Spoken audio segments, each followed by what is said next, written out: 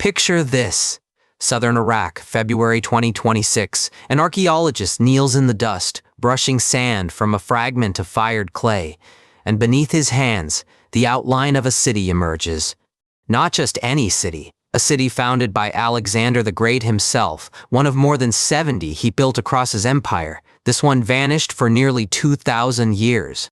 Welcome to History That Hits. Today, we're uncovering the story of Alexandria on the Tigris, a forgotten metropolis that once connected empires. Here's what makes this discovery remarkable. We're talking about a city that covered 2.5 square miles. That's enormous, even by ancient standards. For centuries, scholars knew it existed. Ancient texts mentioned it, but nobody could find it.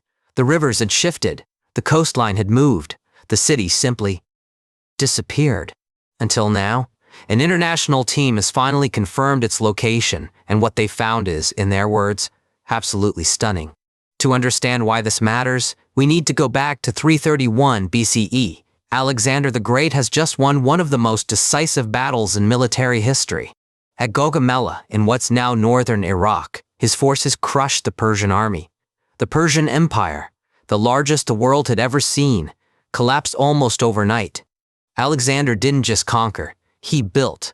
Wherever he went, he founded cities, more than 70 of them across 3 continents, from Egypt to Central Asia. The most famous, of course, is Alexandria in Egypt. It became one of the greatest cities of antiquity, home to the legendary library, the lighthouse, the seat of learning.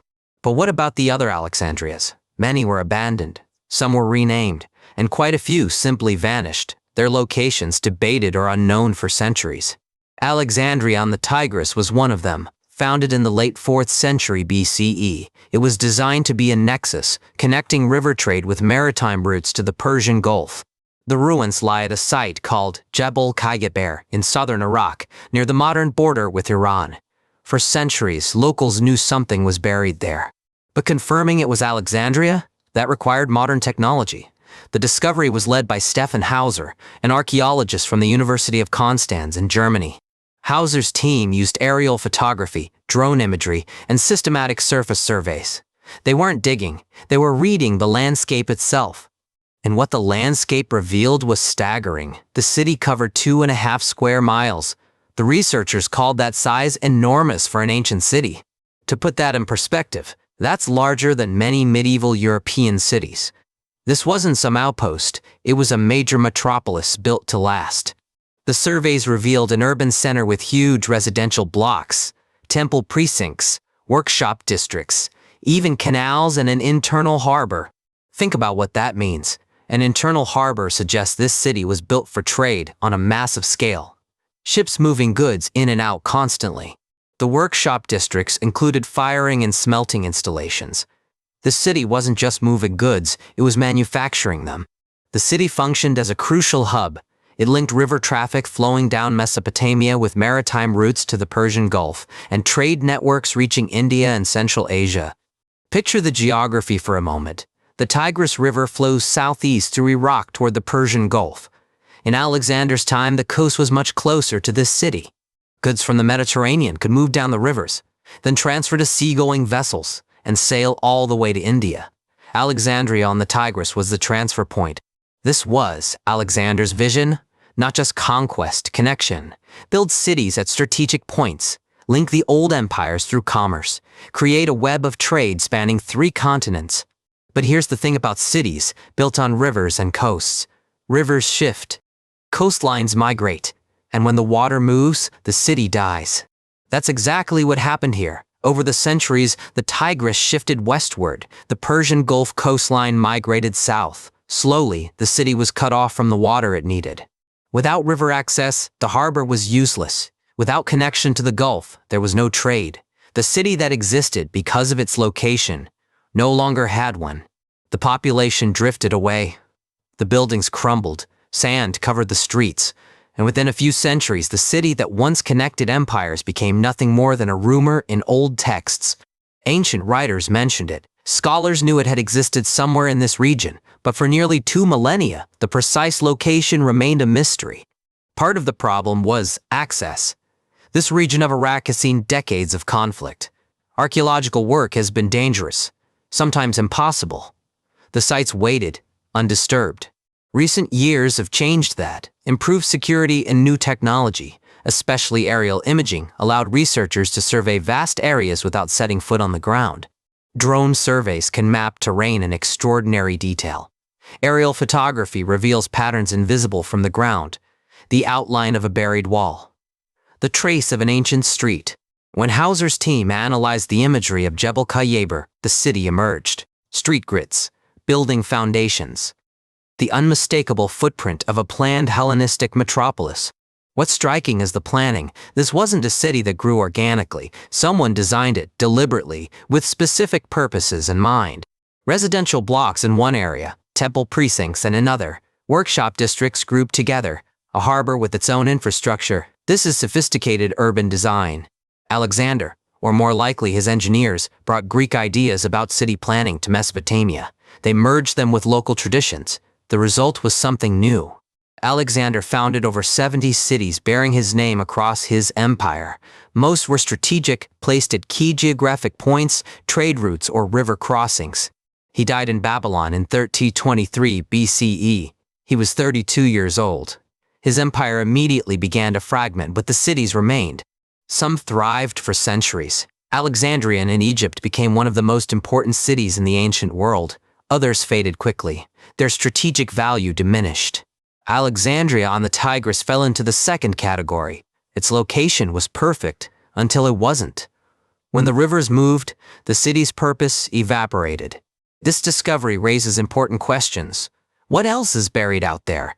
How many other lost cities might emerge from satellite surveys and drone photography? Iraq is one of the most archaeologically rich regions on Earth.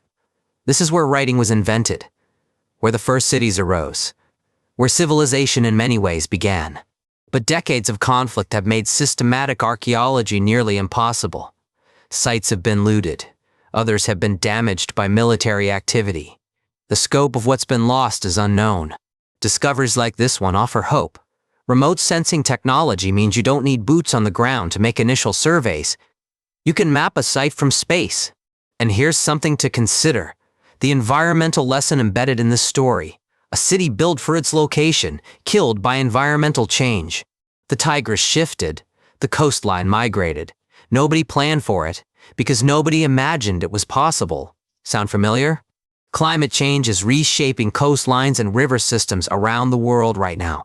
Cities built for one geography may find themselves in another entirely. Alexandria on the Tigris is a reminder. Location is temporary. Water moves. Coastlines shift. What's strategic today may be stranded tomorrow. But there's something else to take from this story. The city was lost, but it was never really gone. It was waiting. Ancient texts mentioned it, scholars remembered, and when the technology finally caught up, when the geopolitical situation allowed, the city revealed itself. That's the thing about history. It's patient. It waits for us to be ready, to look, to pay attention, to see what was there all along. The researchers called their discovery absolutely stunning. And it is. But it's also just the beginning. The full excavation hasn't even started yet. What temples stood here? What gods were worshipped? What documents might be buried in collapsed archives? We simply don't know. Not yet. The coins alone could rewrite regional history. The pottery could reveal trade networks we've never imagined. Every artifact is a question, and potentially an answer. If you're interested in following this discovery, Stefan Hauser and his team at the University of Konstanz continue to publish their findings. Academic journals and archaeology news sites cover ongoing developments. You might also explore the broader story of Alexander's cities. Each Alexandria was different, shaped by its location, its population, its purpose. Together, they reveal a vision of the world.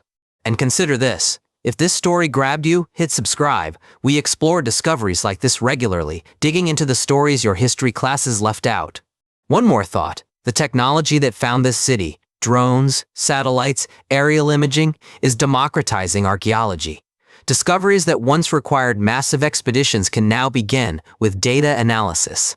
Anyone with interest and access to satellite imagery databases can potentially spot patterns that professional archaeologists haven't examined yet. Citizen science is contributing to discoveries worldwide, which brings us to a larger truth. The ancient world is bigger than we thought, not because new things happened, but because we're finally able to see what was always there. How many other Alexandrias wait beneath the sand? How many forgotten cities, unknown temples, buried libraries? The 20th century found Troy. The 21st is just getting started. Alexandria on the Tigris survived in text for 2 millennia. Now it survives in data. Aerial photographs, drone surveys, digital models. The city is no longer lost. Alexander the Great dreamed of connecting the world. His city on the Tigris was part of that dream, a bridge between rivers and seas, between east and west. The rivers moved. The dream faded. But the city waited beneath the sand, patient, enduring, ready to be remembered. And now, 23 centuries later, we finally found it. I'm glad you joined me for this one. Until next time, keep looking at the past. It has more to show us than we ever imagined.